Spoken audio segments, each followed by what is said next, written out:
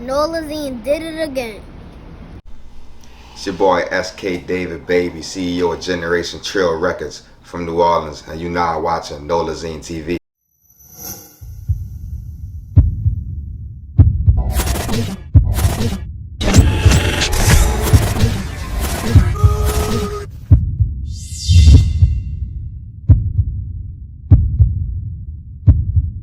Right? So, for yourself, growing up, who influenced you far as to start to get into the music industry? I think it was just like naturally in me to be an artist, because I was rapping and, you know what I'm saying, playing beats on the table since I could remember, you know what I'm saying, kindergarten. But definitely like Birdman and Master P influenced me to want to be a record label CEO. And you know what I'm saying, I aspire to be one of the biggest just like them. Facts. So how did you come up on it with your rap name? Man, it's a crazy story. So it all started with Hurricane Katrina. So, you know what I'm saying, Hurricane Katrina happened. I'm about 11 years old. First I moved to Houston for a little while. Then I moved to Fresno, California with my family. And I spent like a year in California. Then we tried to go back to New Orleans. Our family wasn't ready. New Orleans wasn't all the way shook back yet. So we had stayed in Mississippi for a little while. And then when I got back to New Orleans, I started high school at St. Augustine High School. And everybody was asking me where I'm from. Like, I'm from New Orleans, you know what I'm saying? I'm from the 7th Ward. They're like, nah, son, like, you talk like you from California, you dress like you from California, you act like you from California. So everybody thought I was from California. Like, even though I'm telling everybody I'm from New Orleans, everybody thought I was from California, even way back then. So I had went to a football game, St. Aug versus 3-5 football game, and a group of seniors had walked up to me, and they was like, yo, like, you know what I'm saying, like, where you from? Like, you fresh, we like this style, bro. Like, do you want to be in our group? You know what I'm saying? So, like, I went back to talk to my friends. I'm like, they like, man, what they asked you? I'm like, they asked me if I wanted to be in their group. They like, nigga, you lying. I'm like, what's their group? They're like, SK, like, Star Kids, like, that's the coolest kids in high school, you know what I'm saying? They were like, you better tell them niggas, yeah. So I went back, I just went over there, I'm like, yeah, like, I'm gonna fuck with it. They like, change your MySpace name to SK David. Change my MySpace name to SK David. Friend request. You know what I'm saying? They was the most popular dudes in high school, and they was all older than us, so that's like, I automatically got popular, and yeah, so that's where the SK come from, Star Kids. And we had linked up one weekend and I found out one of my friends in SK, his mom owned a restaurant in the East. So I was like, we need to throw a party, bro. We threw our first party. We made like 10 bands, split it all got super fly, super fresh, you know what I'm saying? And that started the party wave. And I always was rapping too, so that was just part of the entertainment. So I used to rap at my own parties, and I used to get other rappers to come to my parties too, like, if you know, like Flo, who was signed to Young Money, or the Goons, you know, Bonka and the Goons, like, all those dudes was older than me. Shout out to all of them. All those dudes was older than me, but they used to come perform at my parties and shit. So, yeah, that's where SK come from. Thanks. Okay. So, you know, as you were telling me, like, before the interview, that, you know, you're an entrepreneur, that you have a lot going on. I'm gonna let you explain, you know, and why you have like your product placement right there too. And I want you to talk briefly about like cryptocurrency. Okay. So yeah, I am an entrepreneur. I am a record label CEO. I am involved in the medical marijuana business. This is my strain, California lifestyle. I do a multitude of things. I run Airbnbs. I run exotic car rentals. I breed exotic French bulldogs. I'm invested in cryptocurrency. I do Forex. I'm a stylist, and I buy and resell clothes and shoes. There's probably a multitude of other things I do, but that's just what I remember off the top of my head. But Generation Trill Records, I'm the CEO of. I have artists, and I'm an artist. I sign myself. I got French bulldogs, man. You basically got it all, you know. Yeah, I'm a one-stop shop. But you created like multiple sources of income. Yeah. I always know what I'm saying. You need 7 streams of income, so I need 14. So you know what they say. You gotta, you know what I'm saying? As a black man, we gotta work twice as hard. So if other people need 7 streams, I need 14. That's definitely one. I'm like good way to actually. Look at it. Yeah, that's how I'm rocking. So speaking on all that, all the multiple streams. What's the average day like for you? Man, so I live life sporadically, bro. I have a ritual. I wake up at 6 in the morning every day with the sun peeking my window. I wake up, feed my dogs, clean up my dogs, take them for a walk, bring some on the roof, take care of my puppies, take a shower, brush my teeth. Then I go upstairs in my jacuzzi, and I like go under the water in the jacuzzi for like 30 seconds and then pray to God. And then I really stay in the jacuzzi on my phone until people start hitting me up. I don't really have too much plans just because a lot of my businesses are already set up and in order. So, like, if you would ask me last year, it would have been more hectic. But now, I'd be chilling in the More morning. like organized. Yeah, I'll be chilling in the morning. So I'll be chilling in the jacuzzi. Somebody hit me up. They need this or they need that. You know what I'm saying? So then I plan my day based around the first people who hit me up. I'm handling what they need done, getting my business right with that. You know what I'm saying? And that'll take me somewhere else. Like, it'll always take me somewhere. Oh, that's dope. So far, music wise, do you have any brand new projects coming up? Yeah, so California Lifestyle 2 just dropped on October 30th. That's my second installation of my California Lifestyle series. I dropped the first one on October 3rd in 2020. I moved to California in 2017. I released some songs when I first moved out here, but they was under my old name, David Allen. So yeah, California Lifestyle 2 dropped October 30th. California Lifestyle 3 is dropping on Thanksgiving. And California Lifestyle 4 is dropping on Christmas.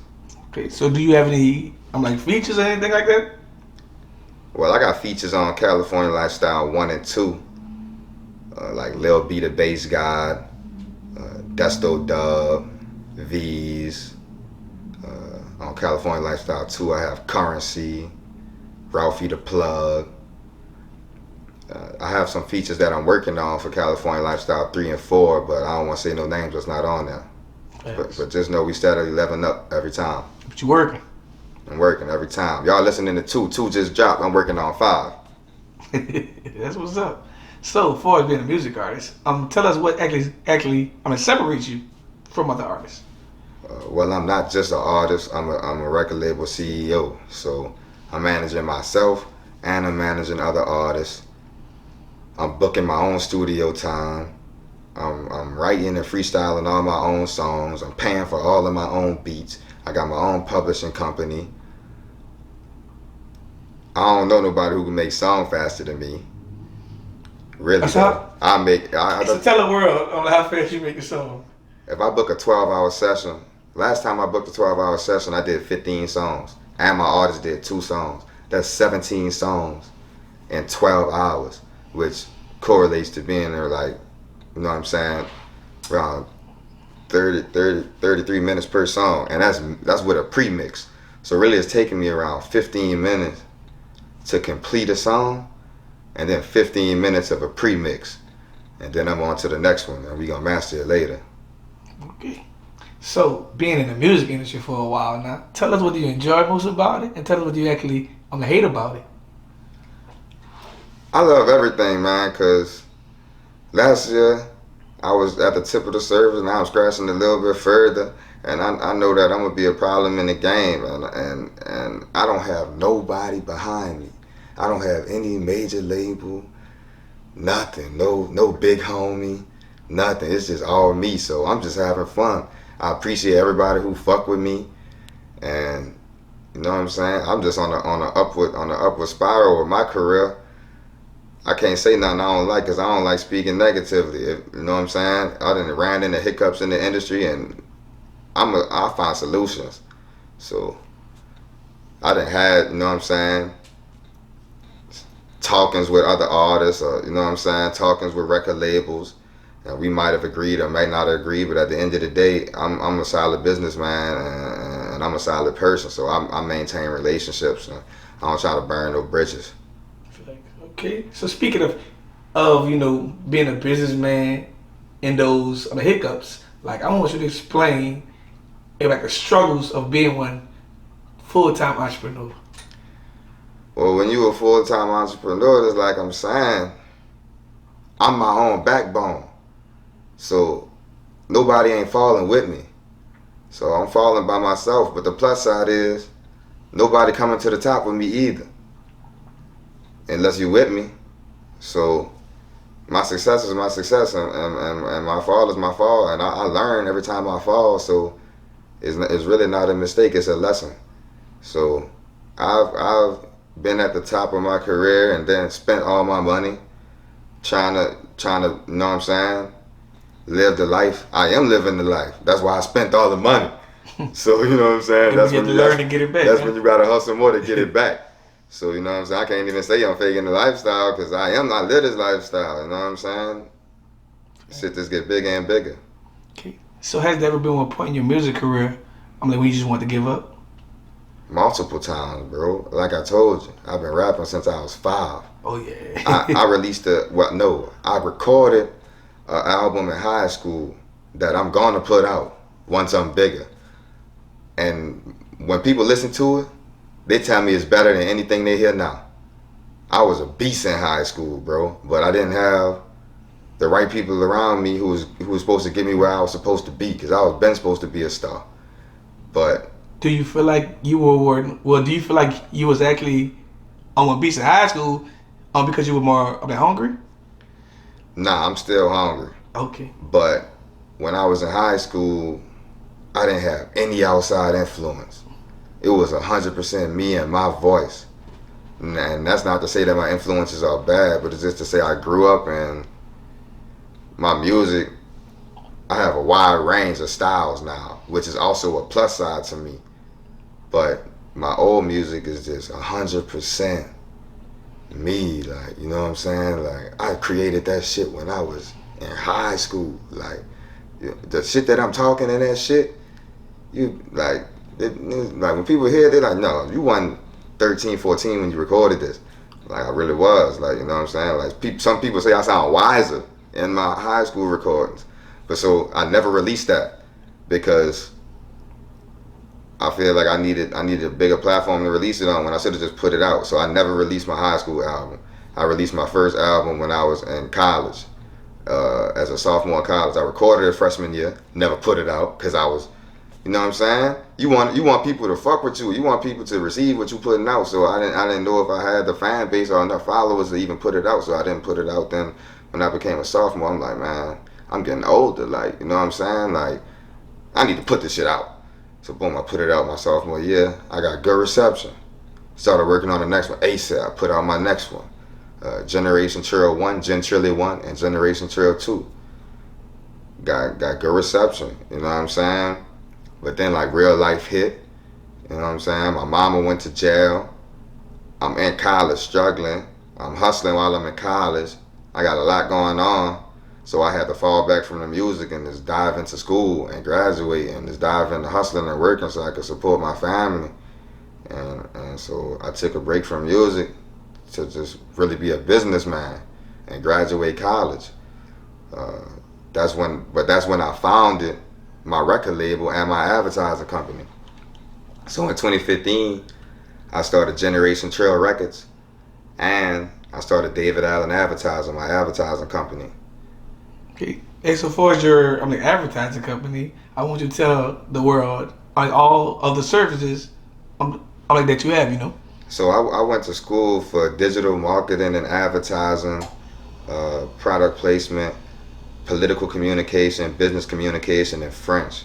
So I do a lot of Facebook, Instagram, and SEO marketing for any business and all businesses. I really cater to your business's specific needs, which most is to gain more income. So I analyze your business and I figure out how I can make you more income and get you more clients, and I figure out how to make your clients the happiest. Okay. So, where do you see your music career going 3 years from now? I plan to be one of the biggest CEO artists since Birdman. But you know, Birdman said he ain't a rapper or artist. You know, if Birdman said be a game spitter.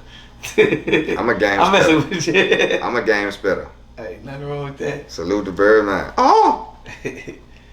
So far as but I don't know on like the last time you actually been in New Orleans, but I was gonna ask you like a New Orleans question. Like, do you feel like New Orleans music artists at this point actually support each other? I support my friends from New Orleans, and I support people who not my friends, because I listen to everybody, and I like it. You know what I'm saying? We at a point right now where everybody is finding themselves and finding their flow and having their own money to support their own music careers. That's the main thing. Why nobody from New Orleans has blown up yet is just because we all are supporting ourselves. Right. We all have to support ourselves, much less each other. How am I support somebody else before I can even support myself? So that's the main thing too. And I really just realized that just not. Like, you know what I'm saying? That's a deep question. Like, how am I gonna be worried about somebody else's rap career when mine ain't even took off yet?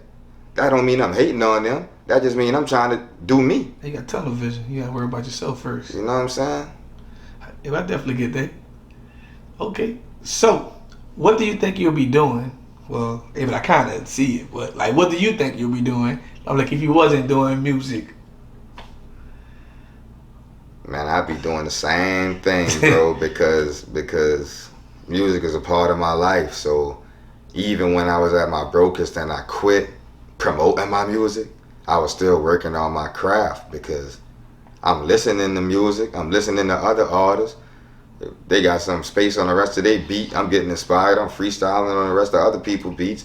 I'm still writing, you know what I'm saying? I always knew how to record myself. So I was recording myself unprofessionally and saving my rough drafts, and a lot of the stuff that I made is gonna come out and you ain't even gonna know the difference, because you don't know when I recorded it or when I came up with the ideas. So, tell your fans, what's your best song that you have released so far, and also tell them why. My best song. Yeah. My most streamed song is New Drip. That's my most streamed song. The fan song. That's the fan song. When, you know what I'm saying? I could say when people tell me to perform, they tell me to perform New Drip. They tell me to perform Mob Ties. They tell me to perform Drip Every Day. And one of my newest best songs is called Pounds Feet Currency. And that song is just like monumental, because I used to listen to Currency every day in high school, and I watched him blow up. He dropped like 7 mixtapes in a row and blew up. So I'm about to do the same thing. I'm 2 mixtapes in. I'm about to drop one every month. He used to pull up to my high school in a green Cutlass and bump his music and hand out mixtapes and stuff. So I'm gonna start doing that too. But coronavirus had messed it up. I was supposed to do this since California Lifestyle 1. I was gonna pull up to every high school, every college, promote my album, give out free stuff. But coronavirus had stopped that. So it's opening up more now, so I'm gonna get back to that. Okay. So, what's your advice to a young CEO, artist, entrepreneur out there? Stay working, stay consistent, and be humble. Stay working, stay consistent, and be humble. Okay. And also, last but not least, tell everybody where can they find you at on social media and just other music platforms. And also, how to actually get everything, what you got going on. You can follow me at Instagram at SKDavidBaby. Also follow my record label at Generation Trail. Twitter's the same thing, SKDavidBaby. Also GenerationTrail.com. It's my merchandise. We got sweaters, we got hats, we got pants, we got everything. I make everything. We got music too. I'm on Spotify, Tidal, Apple Music, YouTube, Amazon Music. You could Google SKDavidBaby or Generation Trail and I will pop up. All right, we done. Shout out Nolazine TV, man. Thank you so much. I appreciate you. We appreciate you too, man. Nolazine, make them scream. Nolazine. Make them SCREAM. Scream. Nolazine, make them scream. You heard me.